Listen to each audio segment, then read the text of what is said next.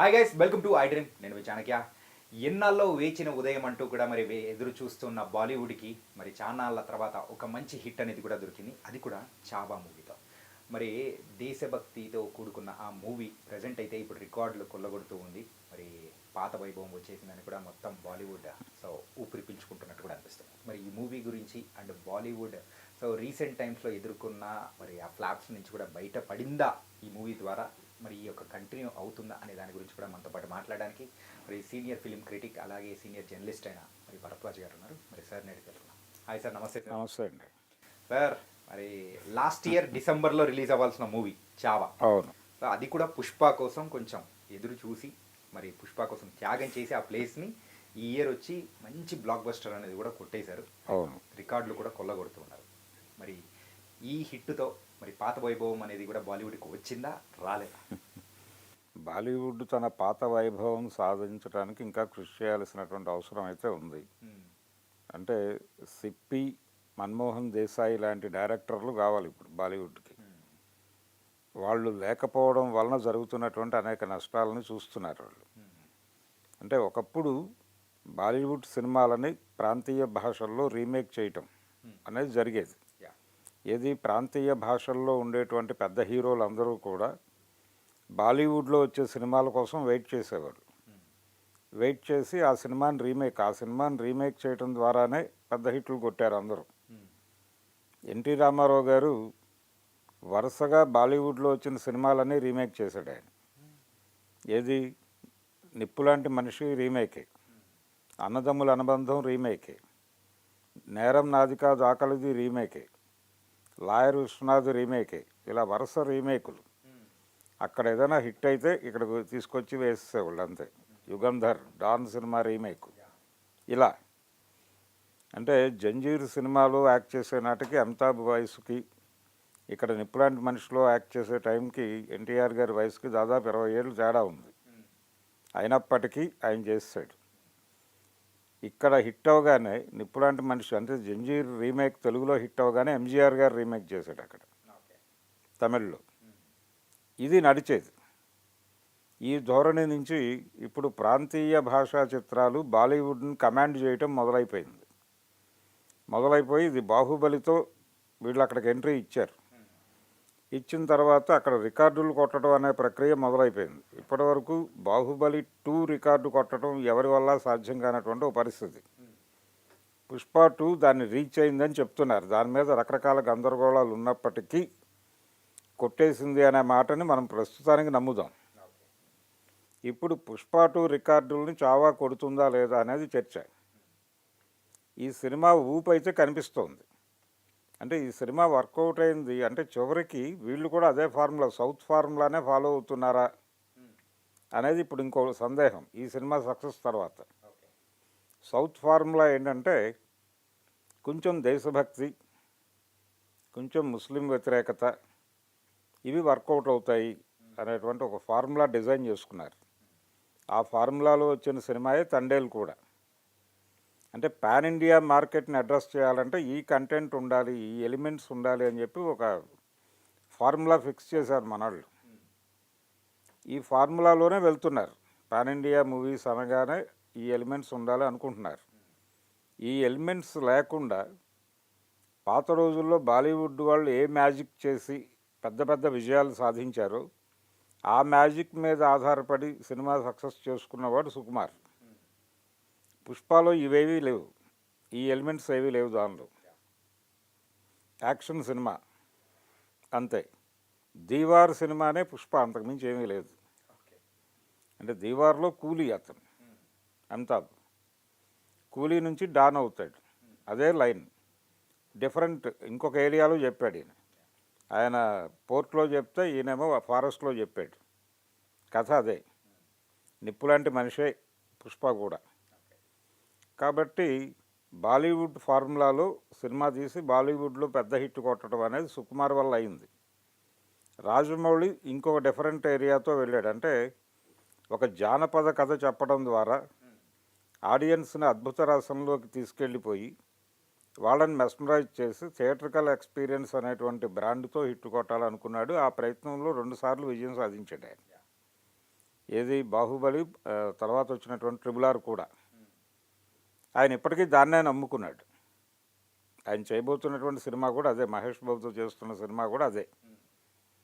So అదొక formula. ఈ రెండూ కాకుండా బాలీవుడ్ నుంచి వచ్చినటువంటి పెద్ద హిట్ సినిమా ఒకటి ఉంది.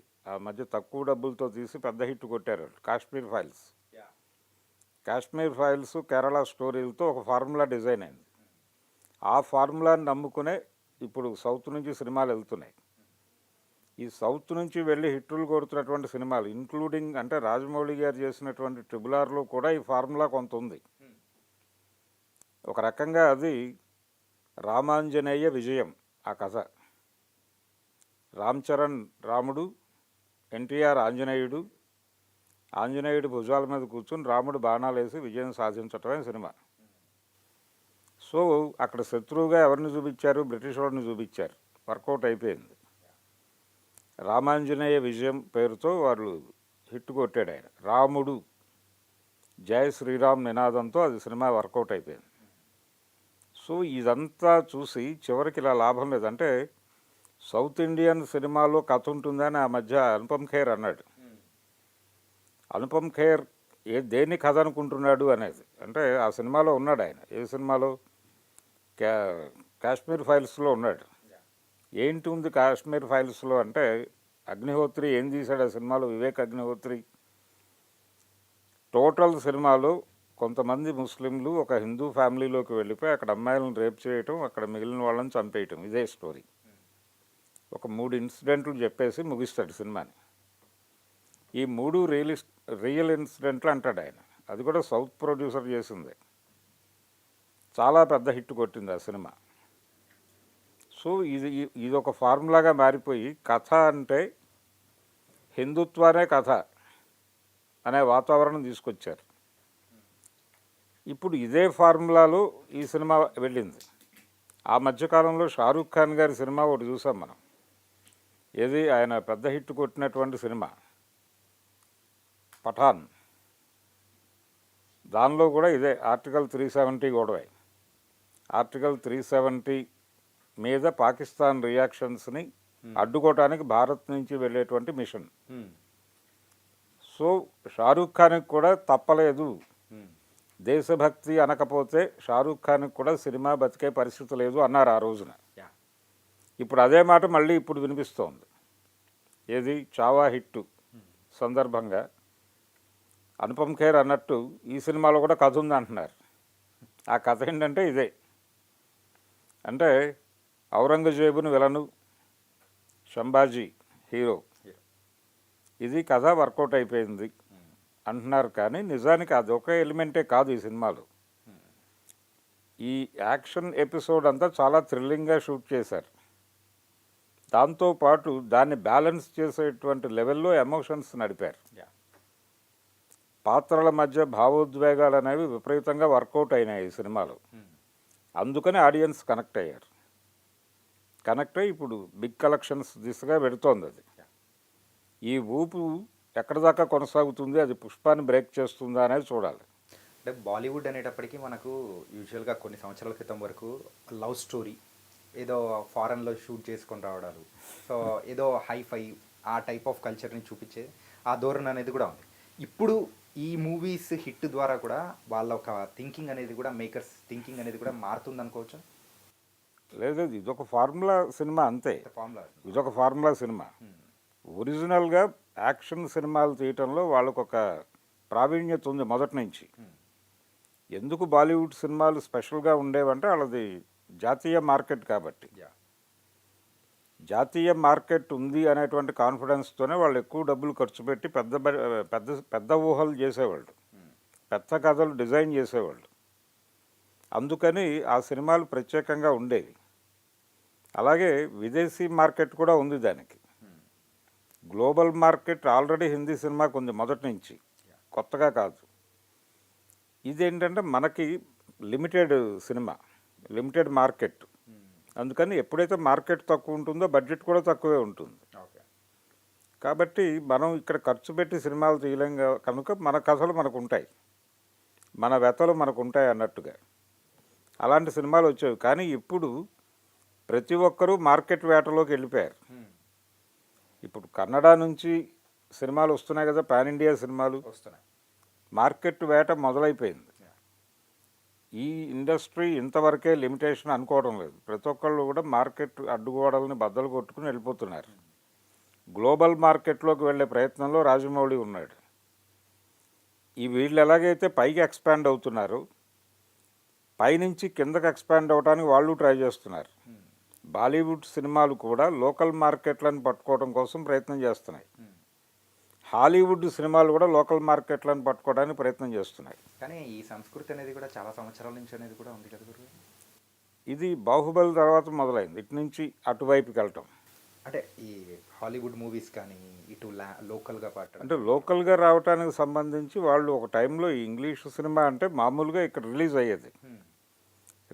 ఒక లిమిటెడ్ సర్కిల్ వెళ్ళి ఆ సినిమా చూసేవాళ్ళు, అంతవరకే ఉండేది అది. బాలీవుడ్ సినిమా, హిందీ సినిమా ఇక్కడ రిలీజ్ అయ్యేది, కానీ దానికి ఒక ఆడియన్స్ ఉండేవాళ్ళు, వాళ్ళు చూసేవాళ్ళు. మిగిలిన జనాలు ఆ సినిమా జోలికి వెళ్ళేవాళ్ళు కాదు. కోర్ తెలుగు ఆడియన్స్ ఆ సినిమా జోలికి వెళ్ళేవాళ్ళు కాదు. అందుకని కాన్ఫిడెంట్గా ఆ సినిమాని పెద్ద హీరోలు రీమేక్ చేసేవాళ్ళు. ఇప్పుడు ఆ పరిస్థితి పోయింది. ఇప్పుడు రీమేక్ అనే కల్చర్ పోయింది. ఇప్పుడు మీరు ఒక సినిమాని రీమేక్ చేస్తున్నారు అనే మాట అనౌన్స్మెంట్ రాగానే దాని ఒరిజినల్ కంటెంట్ ఎక్కడో దొరుకుతుంది. ఆ రోజుల్లో అలా దొరికేది కాదు. మేము ఫలానా సినిమాని రీమేక్ చేస్తున్నాం అని చెప్తే ఆ సినిమా వెంటనే అవైలబుల్గా ఉండేది కాదు. అందుకని సరే ఆ సినిమా చూడని వాళ్ళు కూడా ఈ సినిమాని చూసి కనెక్ట్ అయిపోయేవాళ్ళు. ఇప్పుడు ఆ పరిస్థితి లేదు. మీరు చెప్పగానే వెంటనే ఆ సినిమా చూసేసి రెడీగా ఉంటున్నారు ఆడియన్స్ రివ్యూల కోసం. వీళ్ళు ఫస్ట్ లుక్ రివీల్ చేయగానే ఈ లుక్ అలా లేదు అని చెప్పి తగులుకుంటున్నారు. అంటే ఒకవేళ రీమేకులు చేసినా కానీ ఆ నెగిటివిటీ అనేతోనే స్టార్ట్ అవుతుంది వాళ్ళ పబ్లిసిటీ అనేది కూడా. నెగిటివిటీతో పబ్లిసిటీ మొదలవుతుంది అనుకుంటున్నారు, కానీ బ్యాడ్ అయిపోతుంది సినిమా. బ్యాడ్ అయిపోవడం వలన రీమేక్ చేసే పరిస్థితి లేదు. చిరంజీవి గారు ఆ రీమేక్లు ప్రయత్నాలు చేసి విఫలమయ్యాడు కదా. ఇప్పుడు ఎవరైనా ఒరిజినల్ కంటెంట్తో వెళ్ళక తప్పని పరిస్థితి ఉంది. ఈ ఒరిజినల్ కంటెంట్ పెద్ద మార్కెట్లోకి వెళ్ళేటప్పుడు డబ్బులు ఎక్కువ ఖర్చు పెట్టాల్సి ఉంటుంది. దానిలో మినిమం గ్యారంటీ చూసుకుని వెళ్తున్నారు. ఆ మినిమం గ్యారంటీగా వీళ్ళు అనుకుంటున్నటువంటిది దేశభక్తి. ఆ దేశభక్తే కథ అంటున్నాడు ఆయన, అనుపమ్ ఖేర్. దేశభక్తి అంటే ఒక మతం తాలూకా దేశభక్తి ఇంకో మతానికి ప్రాణ సంకటంగా మారకూడదు, కానీ వీళ్ళు మారుస్తున్నారు. తండేల్ సబ్జెక్టు ఎందుకు అరవింద్ గారికి కనెక్ట్ అయింది? అందులో పాకిస్తాన్ జైలు ఉంది కాబట్టి. శ్రీలంక జైలు ఉంటే ఆ సినిమా చేసేవాడు కాదు ఆయన. అదే నాగ చైతన్య క్యారెక్టరు శ్రీలంక జైలుకో, అమెరికా జైలుకో, లండన్ జైలుకో పెడితే ఆయన పట్టించుకునేవాడు కాదు. పాకిస్తాన్ జైలుకు వెళ్ళటం అనేది అక్కడ కనెక్టింగ్ పాయింట్.